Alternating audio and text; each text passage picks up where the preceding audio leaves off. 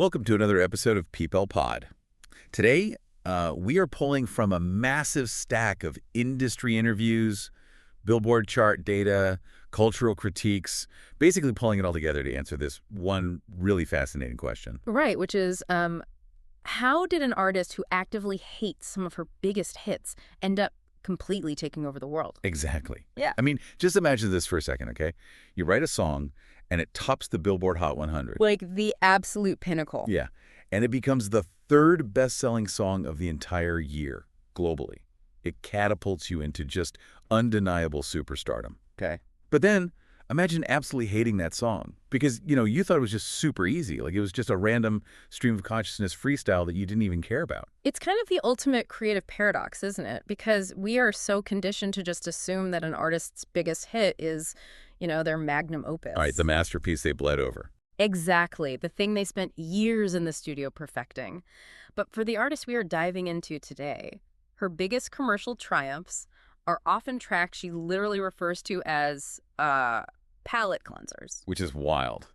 And we are, of course, talking about Solana Imani Rowe. Better known to the world as SZA. Yes, SZA.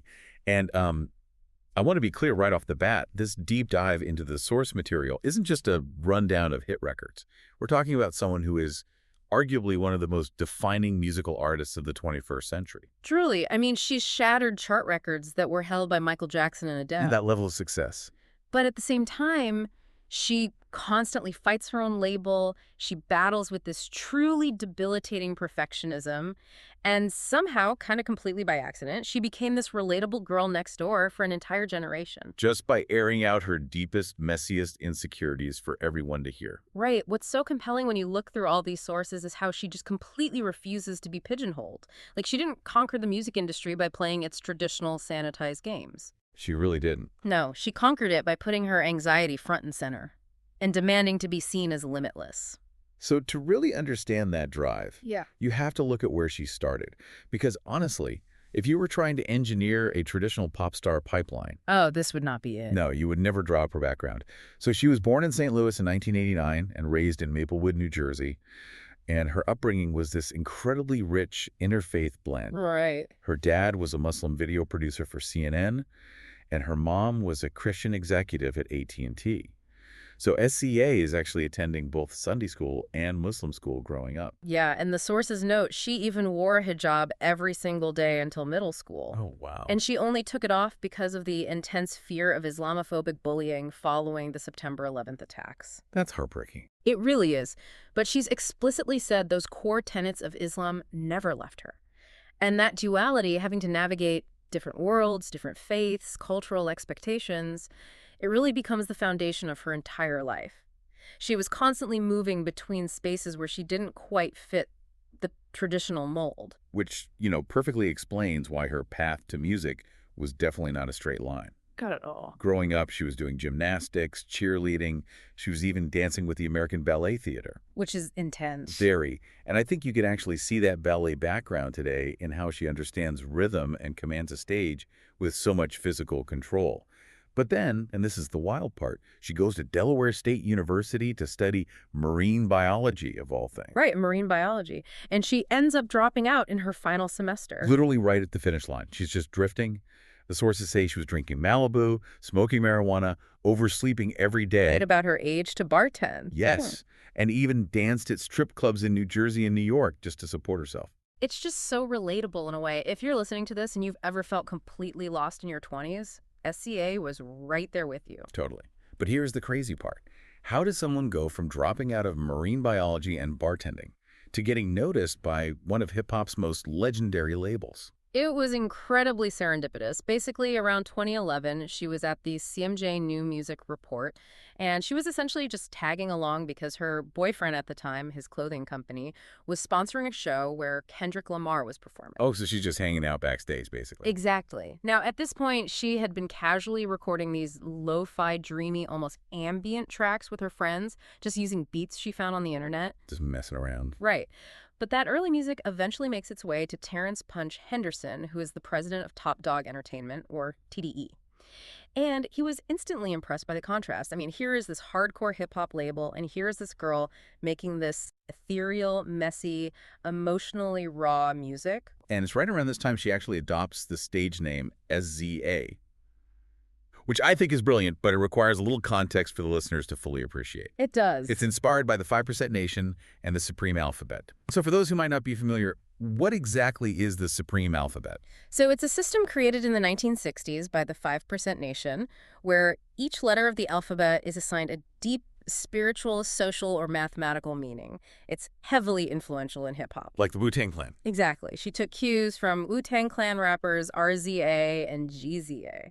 So in the Supreme Alphabet, the Z stands for zigzag, and the A stands for Allah.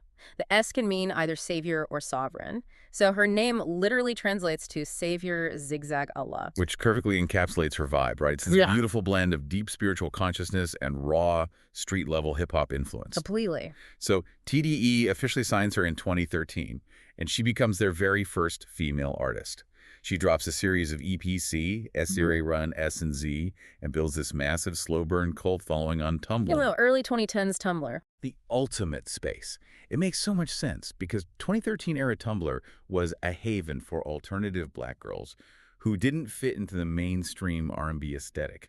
It was perfect for that moody, authentic, slightly messy energy she was radiating. But, you know, if we connect this to the bigger picture of her career, her transition from being an indie Tumblr darling to a mainstream label star was, frankly, agonizing. Yeah, the sources make that very clear. The creation of her debut album, Free Troll, which, fun fact, was originally going to be called A, was just a nightmare of perfectionism and anxiety. If you've ever felt paralyzed by imposter syndrome at your job, just imagine this. SZA was reworking the project so many times over so many years that the label literally had to confiscate her hard drive just to force her to stop tweaking it. They physically took it away. Because the label tension was immense, SZA was so overwhelmed and frustrated both by her own delays and the label's pressure that she actually tweeted she was quitting music entirely. Just, I'm done. Yeah. And that tension really culminated in what we can call the consideration incident. Yes. I saw this in our source notes and it blew my mind. There was a massive dispute over this song called Consideration. What actually happened there? So SZA writes this track, Consideration, and she views it as the absolute centerpiece of her upcoming album. It's her thesis statement. She even went as far as filming a music video for it.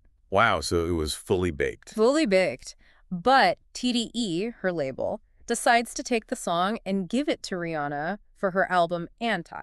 I can't even imagine. SZA ends up just being a featured artist on a track that she wrote for herself, for her own debut. That is wild. It's like, you know, working on a masterpiece painting for years, pouring your soul into it, and the gallery owner just takes your favorite canvas and gives it to a more famous artist to put their signature on. That's exactly what it felt like. But ironically, didn't featuring on Rihanna's track actually trigger SZA's mainstream breakthrough? Well, yeah, it did, ultimately. It put her voice in front of millions of people who had no idea who she was before that. And she later admitted she grew to appreciate the label's decision, even though she said it absolutely devastated her at the time. Naturally. So when Crit Troll finally dropped in June 2017, it was a cultural reset. It was universally acclaimed. But here is the bittersweet reality of the music industry. There's always a catch. Always.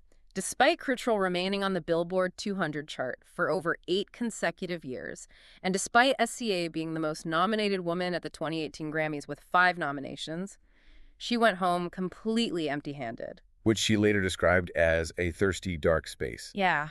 And you can completely see why she'd feel so disillusioned. She plays the industry game, puts out a masterpiece, and gets zero institutional recognition.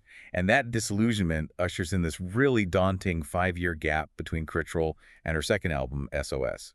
And those 5 years were incredibly dark for her. The sources really emphasize this. They were marked by severe burnout, a feeling of boredom with her own sound, and just profound grief. The amount of loss she experienced is staggering. It really is. She fell into a deep depression.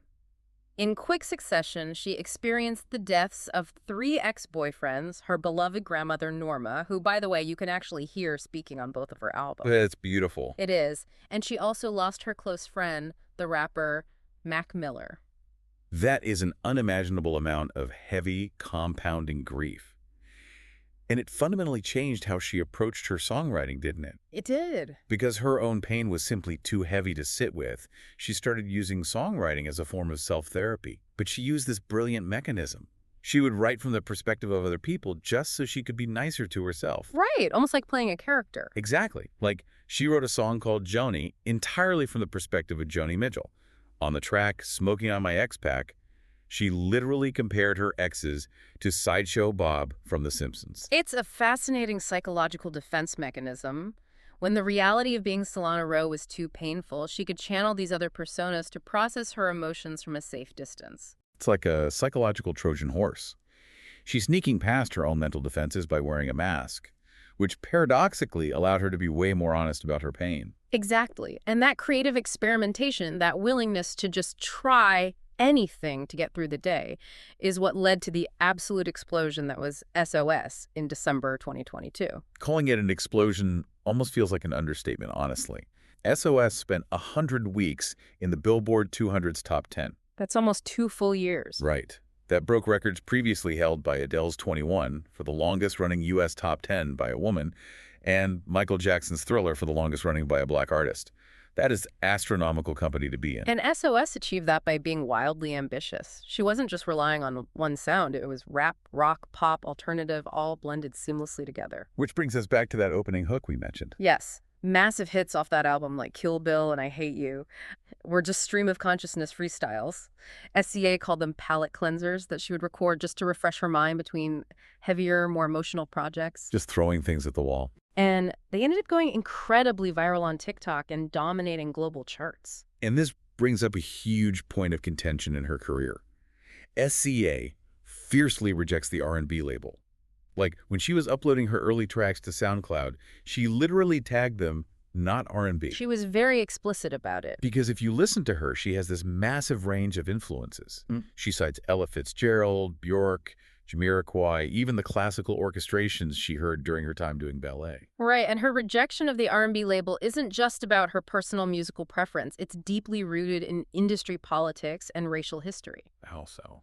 Well, she views the media's insistence on labeling her R&B as restrictive and racially prejudiced. As she pointed out in the sources, Black musicians pioneered rock and roll, yet the industry historically relegated Black artists to R&B categories as a form of segregation. That makes total sense. She wants her music to be seen as limitless. It's what one critic in our sources perfectly called genre agnosticism. But she gets boxed in anyway. I have to push back on the industry standards here, because she's literally ranked by Billboard as the 44th greatest R&B musician of all time, yet she constantly begs not to be called one. Why is the industry so obsessed with boxing artists in Yejurj, when the fans clearly don't care about the labels? It's really just a legacy of how music has been monetized and marketed for the last century.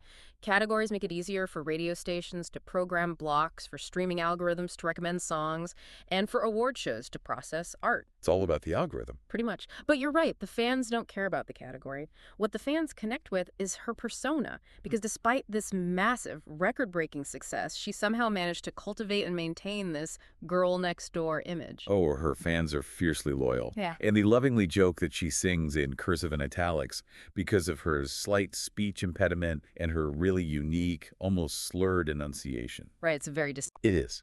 But beyond the literal sound of her voice, it's the raw vulnerability of her lyrics. She sings so openly about heartbreak, about not feeling good enough, and about misogynoir. And for those who might not know the term, misogynoir is a specific word coined to describe the unique intersection of racism and sexism that Black women face. Right. She's singing about that specific localized pain. And by doing so, she created this intensely devoted fan base of awkward, anxious Black girls who finally felt seen by her messy authenticity. She just didn't try to present a flawless, untouchable pop star facade. She shed the ugliest, most insecure parts of herself. A prime example in the sources is how she heavily mined her own 11-year on-again, off-again relationship with a fashion designer. Oh, the guy who helped finance her early career. Exactly. When they finally break up around 2018, it devastated her. But that devastation directly inspired monumental, heart-wrenching hits like Nobody Gets Me. Wow. Which brings us to the most recent era of her career, from 2024 to 2026, which is just defined by absolute, undeniable dominance. Dominance is the perfect word for it. That raw authenticity on SOS didn't just win over fans, it completely shifted the power dynamic with her label. Like, we all thought SOS was huge, but then she starts working on Lana. Right. And what was originally supposed to be just a deluxe version of SOS morphed into a continuously expanding brand new album. She dropped it in late 2024, re-released it in early 2025, and it sent SOS right back to #1. 2025 was truly a banner year for her. I mean, she co-headlined the Grand National Tour with Kendrick Lamar, which shattered records as the highest-grossing co-headlining tour in history. Insane. They performed together at the Super Bowl LIX halftime show, and their collaboration on the track Luther became SZA's longest-running #1 hit in the U.S., sitting at the top of the charts for 13 weeks. She and Kendrick are just the ultimate duo at this point. She even calls him her sensei. I love that. But she didn't just stop at music in this era. She launched her Not Beauty line. She became Vans' first artistic director. She starred in a critically acclaimed buddy comedy called One of Them Days with Keith Palmer, and she even wrote for Pixar's movie Hoppers. She's everywhere. Literally everywhere. And, I want to pause on the Vans thing for a second. Why did Vans choose her? Oh, it makes total sense when you think about it. All right. Vans is a brand built on skate culture and this kind of anti-establishment vibe. It perfectly aligns with her rejection of polished pop perfection. Exactly. But, yet, despite all this phenomenal multi-industry success, there is still ongoing friction behind the scenes. It's never easy, is it? Never. The sources highlight her intense, ongoing battle with unauthorized music leaks. Now, for a lot of artists, a leak is, a minor inconvenience or maybe accidental promo. Sure. But for SZA, a leak is deeply traumatic. She equates it to literal theft. Because she's a perfectionist. Right, yeah. It's someone taking something unfinished and deciding for her that it's ready for the world. Yeah. It's a total violation of her creative control, which, as we know from the Curl hard drive incident, is something she's always had to fight tooth and nail for. Right. She's even threatened legal action against leakers because it frequently results in her having to delay projects or cancel them completely. Which is so frustrating for her and the fans. Like what happened with her unreleased album Come Through back in 2018. She needs to be the one steering the ship. Yeah. And outside of music, she's also navigating a very complex personal life and using her massive platform for activism. Looking at the media sources provided, her activism is a major part of her public footprint now. Right. And as we report on this, impartially based on the sources, what the data shows is her complete refusal to play the traditional sanitized pop star game. She's willing to take the risk. She is willing to risk commercial backlash to speak her mind. The sources detail how she's been highly vocal about environmental justice, actually partnering with organizations to address climate harm in Black and brown communities. Yeah. They also note she's openly criticized Donald Trump's rhetoric, and during a 2024 tour stop in Auckland, she waved a Palestinian flag and expressed support for Palestinian rights. What we see in the materials is a picture of someone who feels deeply and speaks her mind, regardless of the potential commercial consequences. Definitely. And to manage all of that immense pressure, the fame, the activism, the leaks, the grueling industry expectations, she grounds herself in a very eclectic, highly disciplined spiritual practice today. Which goes back to her interfaith roots. Exactly. The sources say she utilizes a mix of religions, she practices yoga, she wears a linga paravi pendant, which is tied to a yogic tradition representing a fierce feminine energy meant to enhance focus and receptivity. She even attended a silent retreat in India where she practiced samyama. And for context for our listeners, samyama is a rigorous yogic practice of intense concentration. It's literally holding your focus so completely that you lose the sense of separation from the object you're meditating on. She stayed off social media for over a week just to do this. Which is, frankly, a necessary survival tool for her. It makes total sense when you consider she once called the music industry one of the most stressful, psychosis-inducing industries. She needs that quiet. She needs that intense focus just to survive the noise. Yeah. So what does this all mean? If we bring this deep dive all the way back to the beginning, SZA is an artist who attained global superstardom, but explicitly refusing to polish her rough edges. She didn't conquer the industry by playing its games. No, she conquered it by exposing her insecurities, freestyling her pain, and demanding to be seen as limitless. She proved that there is a massive, hungry audience for vulnerability. Like, the more she revealed her own flaws, her own grief, and her own anxieties, the more her audience grew, because she articulated the messy, unpolished reality of just trying to exist and find your worth in the world. And that leaves us with a really fascinating thought for you to mull over. SZA built this massive, devoted following by being the anxious, underdog girl next door who stumbled through life and love just like the rest of us. But now, Yeah. she is a record-breaking, Super Bowl-performing, Hollywood-starring icon who co-headlines the biggest tours in human history. It's a completely different reality. It is. So how does someone at that stratospheric level of fame maintain that vital, intimate connection to the awkward girl from New Jersey? Will her future music reflect a life of absolute triumph and dominance, or will she always find a way to tap into the beautiful mess of being human? It's something to think about next time you stream her tracks. Thanks for listening to Peepal Pod. Keep tuning in for more stories worth knowing.